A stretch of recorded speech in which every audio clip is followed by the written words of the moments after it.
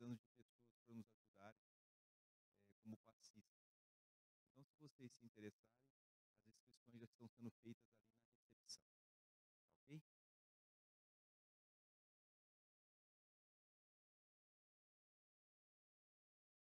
Lembrar mais uma vez a palestra do Rivaldo, né? Dia 14 de novembro, uma quarta-feira, no Hospital Bezerra de Menezes também. 14 de novembro ele estará novamente conosco aqui, trazendo para a gente a brilhante palestra que ele sempre faz. E a gente está divulgando, deixando em vários lugares aí. Fica sempre um lembrete, logo, logo ele estará de novo em Rio Preto. 14 de novembro, uma quarta-feira, no Hospital Bezerra de Menezes.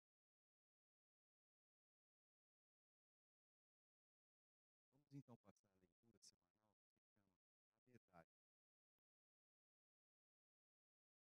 Usa a verdade com o objetivo de ajudar, jamais como uma arma de agressão ou revide. A verdade é qual diamante que exige adequado envoltório para manter-se seguro, e quando atirado para alguém, não o ferir. A tua talvez não seja verdade legítima, ou pelo menos não será completa. Preserva para o momento próprio, no qual possas dignificar e erguer quem caia, ou se esteja precipitando em abismos de loucura e ilusão. Então, a mensagem da noite, eu quero convidar o nosso querido irmão, nosso companheiro, Roberto Franco. Ele é do Centro Espírita Caibaixo Tútel, e hoje vem nos trazer a sua mensagem. Muito obrigado pela presença, doutor Roberto. Antes de passar a palavra ao nosso querido amigo, quero convidar a todos para que façamos então a prece inicial. Vamos então elevar os nossos pensamentos a Deus, agradecer a Ele por mais esta noite, por estarmos nesta casa, para aprendermos um pouco mais acerca desta doutrina consoladora que nos faz entender o verdadeiro significado da nossa existência. Agradecer a Jesus, a todos os seus ensinamentos, seu evangelho de amor, seus exemplos, para que possamos ser cada vez mais pessoas melhores, colocarmos em nossos corações o amor, a esperança e nos dignificar na busca do amor ao próximo, entendendo sempre que amar é melhor. Obrigado, Senhor, por mais esta oportunidade. Obrigado por cada vez mais estarmos na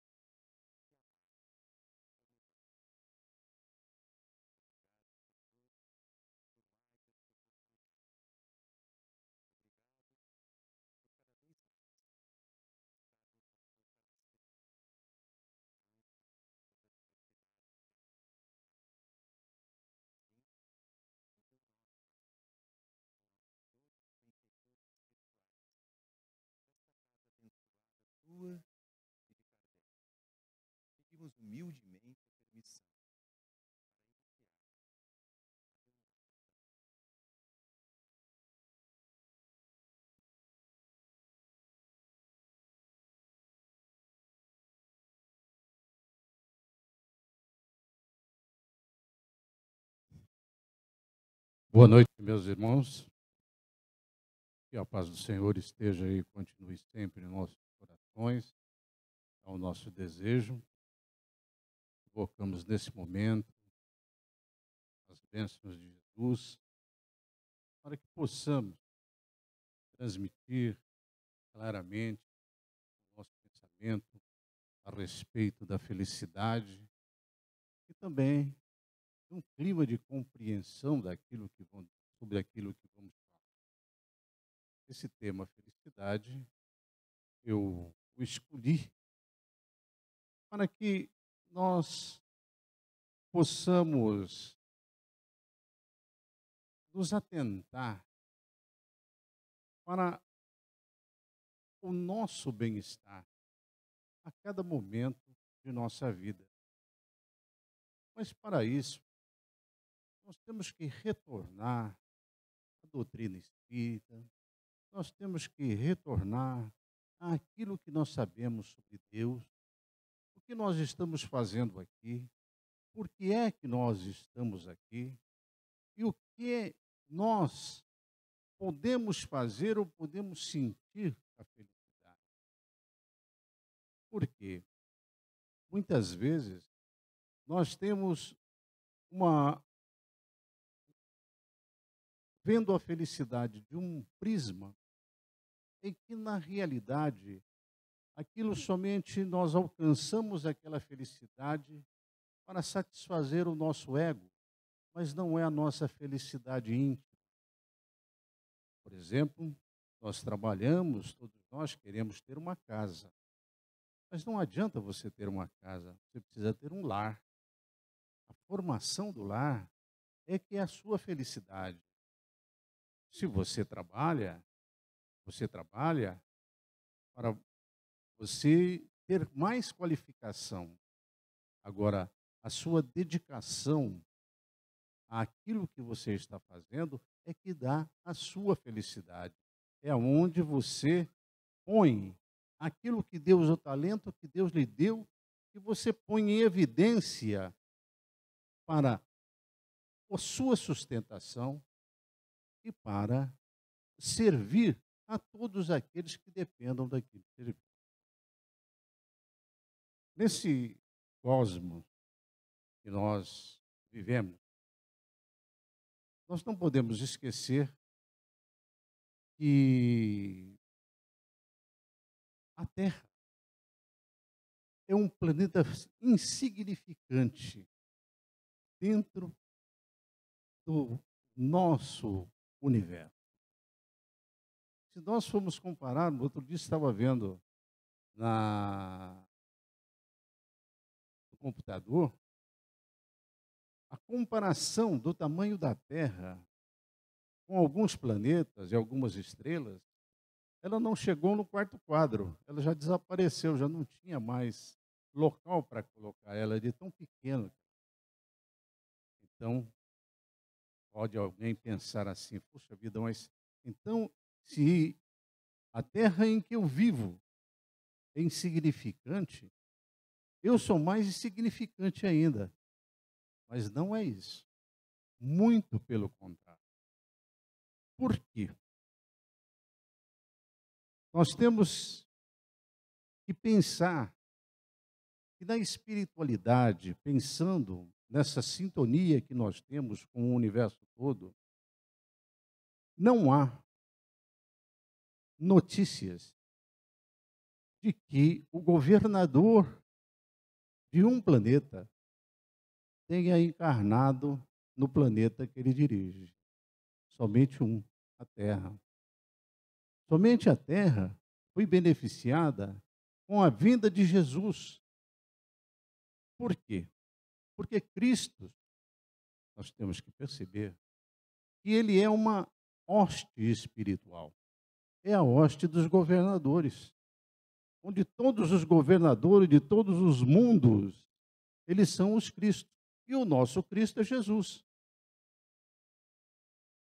Só que ele foi o único que encarnou naquele planeta em que ele governa. Já disseram que falou assim, não, nós estamos esperando a volta de Jesus. Jesus não vai voltar. Ele não foi. Como é que ele volta? Ele está aí. Está influenciando. Ele cuida da nossa espiritualidade. E cuida como? Aí vamos retornar, então, para saber como que Jesus cuida das nossas vidas, como que ele cuida dos nossos afazeres. Nós precisamos voltar. Vamos pedir emprestado uma frase de Moisés, que está em Gênesis, capítulo 1, versículo 3, em que diz o seguinte: Deus disse, haja luz e houve luz.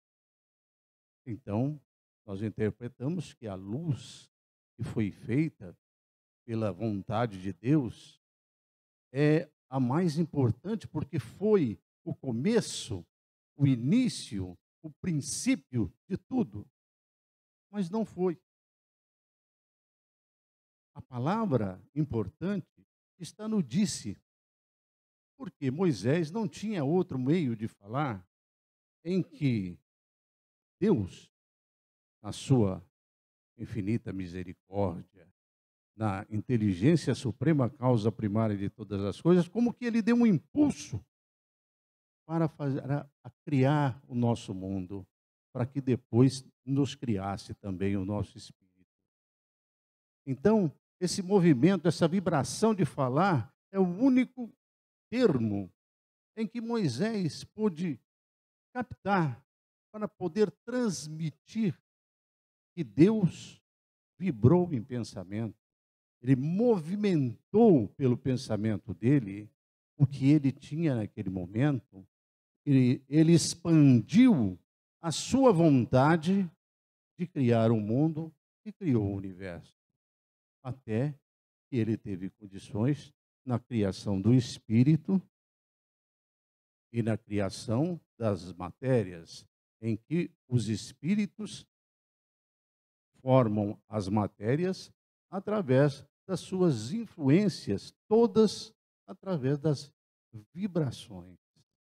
Então, tudo aquilo que se pensa, tudo aquilo que se quer, tudo aquilo que nós pensamos, nós estamos vibrando. E essa vibração, esse poder de vibração,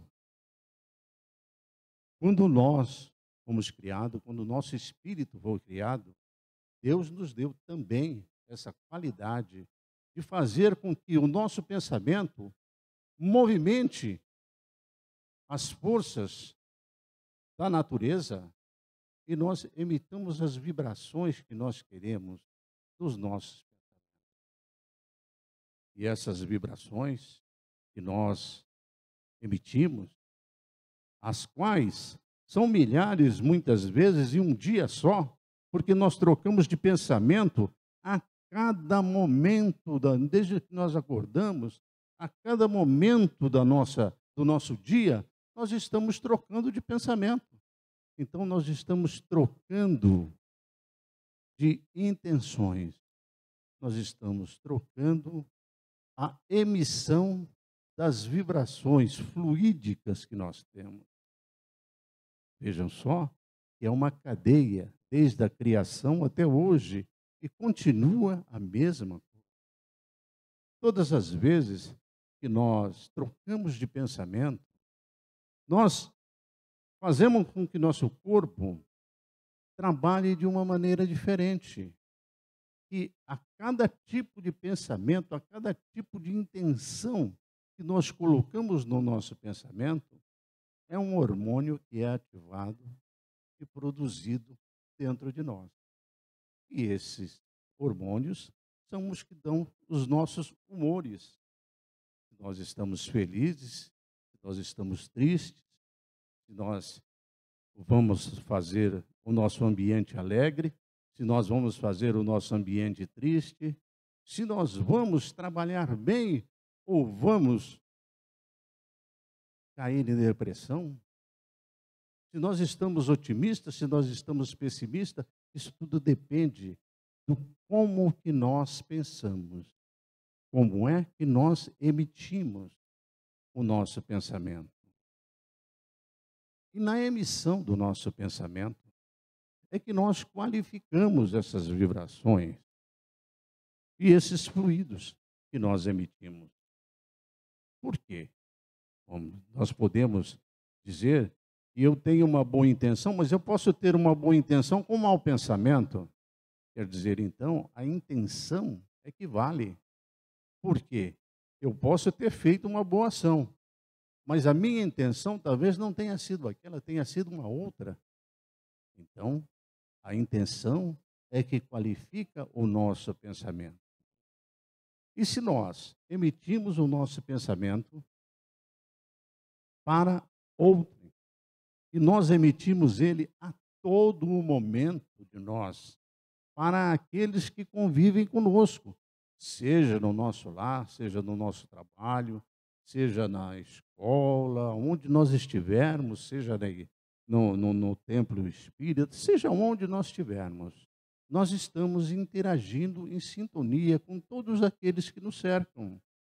Dependendo, então, da intenção da maioria ou da quase totalidade daquele grupo que está ali, é a qualidade que tem aquelas vibrações naquele momento. E quando nós emitimos essa vibração é nossa. Se nós emitimos com uma intenção boa, ela é uma boa vibração. Se nós emitimos com uma vibração que não é coerente, ela também é nossa. Ela vai ser lançada no cosmos, naqueles que nos cercam, naquela intenção e objeto em que eu pensei, e ela vai retornar para mim. Por quê? Porque toda vibração que nós emitimos, ela é nossa. Ela não é de ninguém. Ninguém tem a mesma vibração. Nós temos as frequências e cada um tem uma qualidade de frequência. Então, se eu emito o meu pensamento, às vezes num cumprimento, ou às vezes pensando em alguém, e eu emito num pensamento bom, de sucesso para a pessoa, eu falo assim, bom, eu estou ajudando a pessoa. Não, você está ajudando a você mesmo, porque você está qualificando os seus fluidos, as suas vibrações, e você está emitindo essa vibração. Quer dizer, você está qualificando aquilo que você tem dentro de você. Jesus nos ensinou de que nós devemos amar uns aos outros, como Ele nos amou. E nós podemos pensar, mas Jesus disse para nós amarmos. Mas pensando bem, eu li o Evangelho, mas ele não me explicou o que é o amor. Ele diz que nós temos que amar, mas eu não vi em lugar nenhum ele me explicar o que é o amor. Não é verdade? Então, nós temos que pensar o que seria o amor. E como a doutrina diz que Deus nos criou por amor. Quer dizer, nos criou com uma vibração boa, nos criou com uma vibração em que somente poderia nos trazer o bem-estar e a felicidade. E Ele nos criou o nosso espírito. Então, pensando de como essa criação de Deus, do universo, do nosso espírito, e tudo isso sendo analisado, nós chegamos à conclusão que amor é toda a atitude que gera harmonia, equilíbrio e paz. Se as nossas atitudes e os nossos pensamentos, nós não criarmos a harmonia naquilo que nós façamos ou aquilo que nós pensamos, se nós não criamos a harmonia, a primeira harmonia para o nosso corpo, para a nossa saúde, onde nós temos que nos amar e amar a nós mesmos, não é um egoísmo, não. Amar a nós mesmos é nós não fazermos nada que prejudique o nosso corpo. Por isso, a harmonia do corpo, o equilíbrio da nossa alma e a alegria da nossa alma, ele tem que estar equilibrada, a nossa alma, o nosso espírito, o nosso corpo e a nossa alma. O nosso espírito tem que ter paz. Isso tudo leva à paz de espírito. Então, o amor é todas as nossas atitudes que geram harmonia, equilíbrio e paz. E se nós devemos amar ao outro, nós temos que ter esse amor dentro de nós. Nós temos que ter essas atitudes harmônicas, equilibradas e pacíficas dentro de nós para emitirmos essas vibrações fluídicas que vão gerar a nossa intenção de ajudar ao outro. E ele vai retornar essa felicidade para nós. Todas as vezes que nós pensamos, então, nós estamos qualificando aquele mundo que nós estamos construindo para nós mesmos. É como nós pensarmos: será que depois que eu desencarnar, para onde eu vou? Eu vou para outro lar? Eu vou para a Casa Esperança? Para onde que eu vou? Será que eu vou para um umbral? Ninguém sabe. Por quê? Porque depende, aí quando nós não temos mais o nosso corpo, depende do mundo particular que nós criamos para nós, através da emissão dessas vibrações dos nossos pensamentos, da intenção que nós tivemos, daquilo que nós emitimos. É que nós criamos o nosso mundo. E esse mundo é o que vai valer para a sintonia no mundo maior, que é para onde nós seremos atraídos pela vibração que nós tivemos naquele momento. E a nossa vida, no nosso dia a dia, na nossa existência, às vezes nos complica um pouco pelos acontecimentos, muitas vezes nos deixando chateados, às vezes nós sofremos um pouco, enfermidade, problema social, problema financeiro. Nós falamos: puxa vida, mas a religião fala, o Espiritismo fala que nós viemos aqui em missão, que Deus nos deu uma missão, mas essa é a missão do meu sofrimento. E a gente fica em dúvida.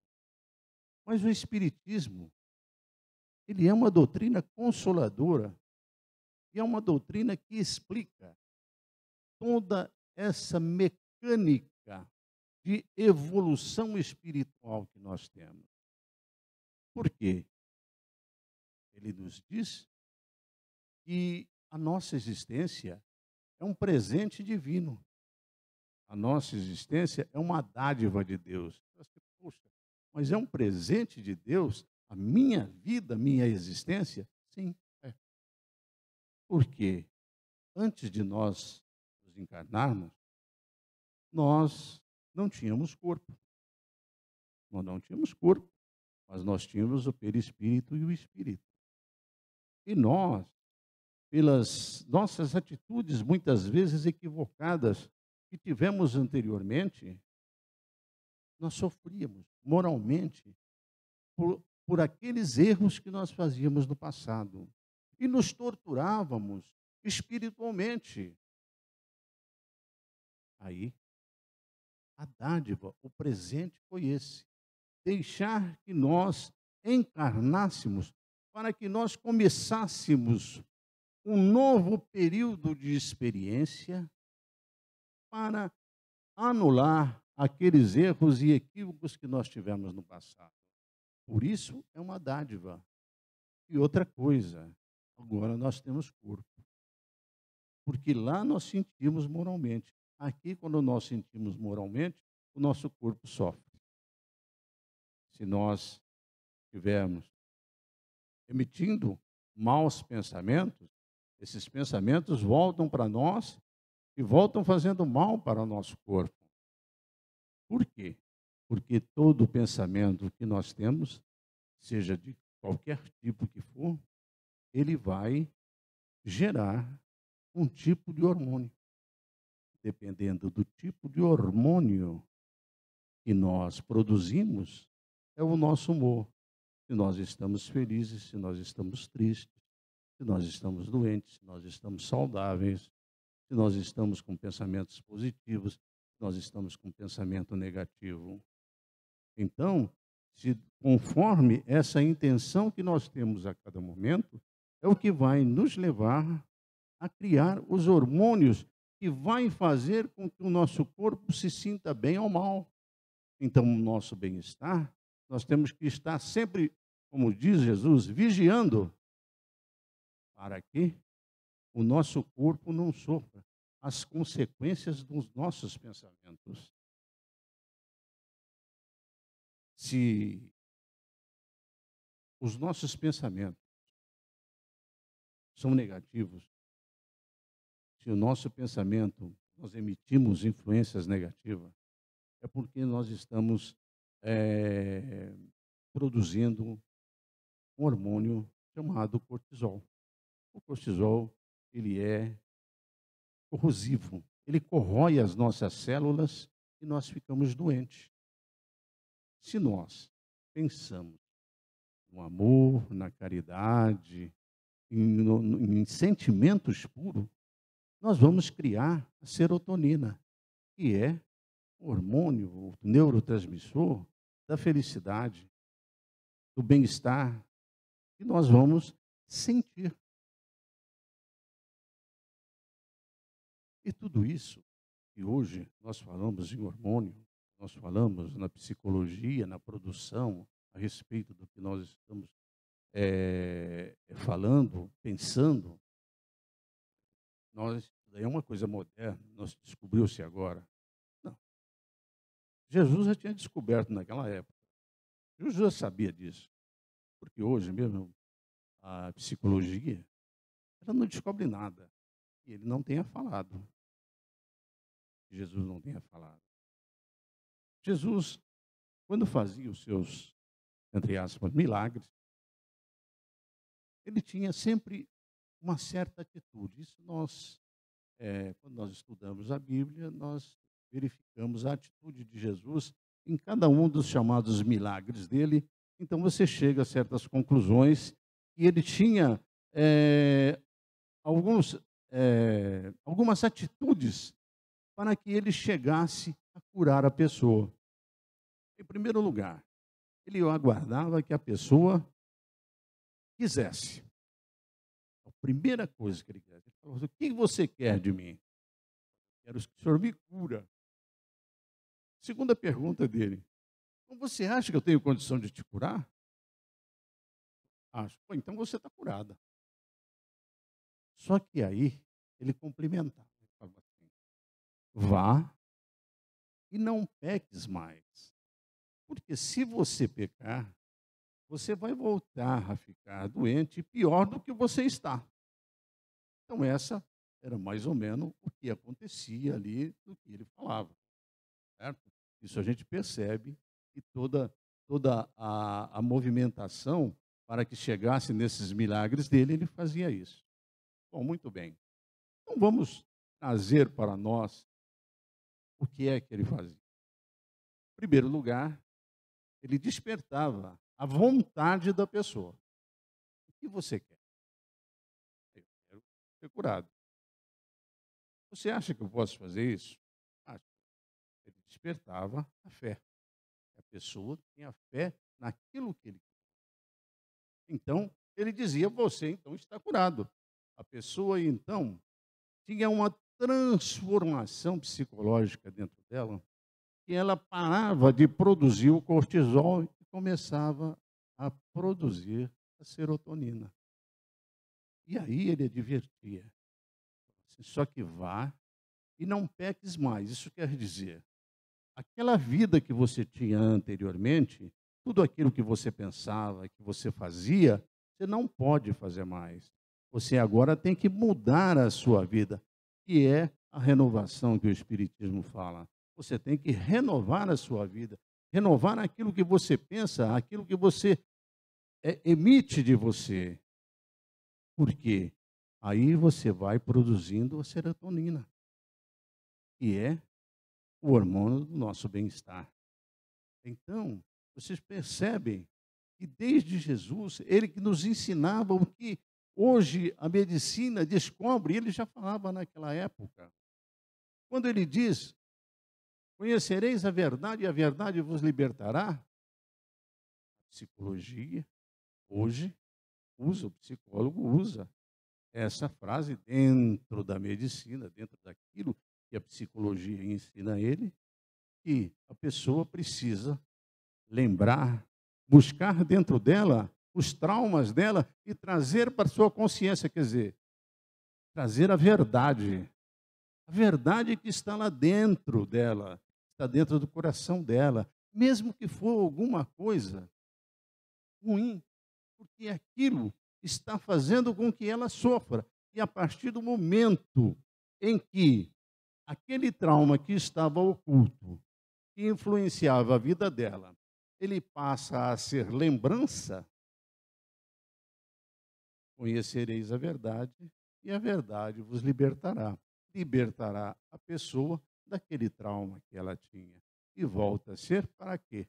Para a felicidade. Então, a única coisa, não sou a única, mas existe, gostaria de comentar a respeito de 3 itens, 4 itens que podem influenciar na nossa infelicidade, que faz com que nós não alcancemos a nossa felicidade. Primeiro, é a responsabilidade. É nós pensarmos que nós somos responsáveis pela felicidade do outro. Não, nós não somos responsáveis pela felicidade de ninguém. E ninguém é responsável pela nossa felicidade. Porque a felicidade é subjetiva. Somos nós que somos felizes.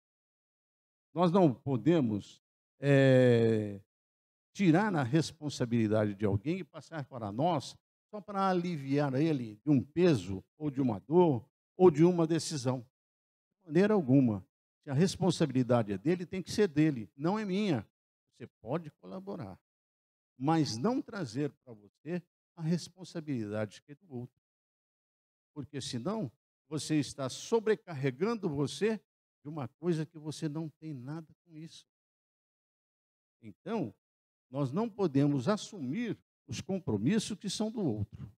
Nós temos que sempre saber o que é nosso, o que é do outro, é do outro. O que você pode fazer é ajudar o outro, a cooperar com o outro, mas a responsabilidade é dele, não é sua.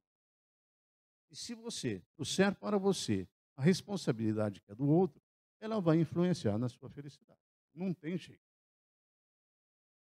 Em segundo lugar, nós temos o controle.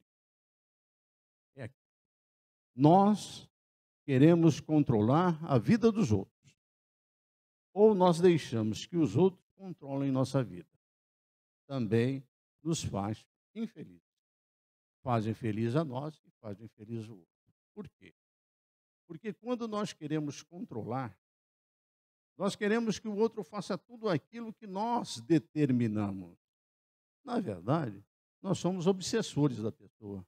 Ou a pessoa é nosso obsessor. Porque nós queremos controlar a atitude de cada um. Isso nos faz sofrer e faz a outra pessoa sofrer também. Nós então temos que saber que essas coisas nós não podemos ter essas atitudes porque ela influencia na nossa felicidade. Expectativa. Nós não podemos ter expectativa. A expectativa que nós temos nas pessoas nos faz sofrer. Por quê? Nós imaginamos sempre que a pessoa irá ter uma atitude para nos fazer felizes. E muitas vezes a pessoa não tem essa atitude. Aí as pessoas falam, poxa, mas eu amo aquela pessoa, mas ela não me ama. Eu me frustro. Mas eu esperava que ela mudasse e me amasse. Mas eu não perguntei para ela, eu verifiquei se ela tem o amor dentro dela. Eu sei que eu tenho eu.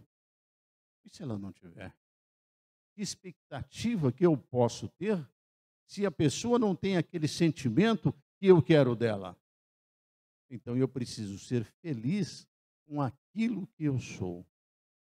Se eu amo a pessoa, eu vou fazê-la feliz, ou procurar apoiá-la, procurar a cooperar, estar junto a ela, ser companheiro ou companheira daquela pessoa, mas sem a expectativa de que ela te retorne isso. Porque se você esperar o retorno dela, você pode se frustrar. Agora, se você não esperar o retorno, ela pode lhe dar o retorno sem nenhuma frustração. Uma outra coisa que influencia na nossa felicidade é o perfeccionismo. Nós queremos sermos perfeitos.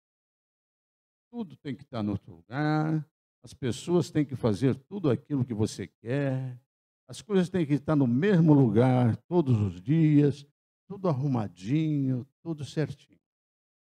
O perfeccionista, ele acha que se ele não fizer as coisas direito, as pessoas não vão gostar dele. Então ele procura fazer tudo perfeito, para que ninguém critique aquilo que ele está fazendo. Quer dizer, ele não vive para ele. Ele vive para satisfazer os outros. E aí ele se frustra. Então isso também influencia na nossa felicidade. A caridade é a primeira coisa que nos fazem felizes. Vamos falar da felicidade agora. Agora, a caridade, o que é a caridade? Kardec definiu a caridade. Mas, em resumo, a caridade é a execução do amor. É você amar. É você ter atitudes de harmonia, equilíbrio e paz. Se você, nas suas atitudes, você está transmitindo a harmonia, o equilíbrio e a paz, você está agindo com caridade, que é a execução do amor. Veja só, porque essa harmonia é que vai trazer a felicidade para você e para o outro. Às vezes, essa caridade, nós, em princípio, pensamos que é uma ajuda material, de alimentos, etc. Tudo bem, mas isso é assistência social. A caridade mesmo é a palavra que você fala, a palavra que você leva juntamente com aquela atitude que você está fazendo, para o consolo íntimo daquele que necessita. E não colocar o outro como necessitado, mas como você tivesse a obrigação de fazer aquilo. Você tem que se fazer devedor daquele que está recebendo a caridade. Essa é a grande atitude que nós temos que ter.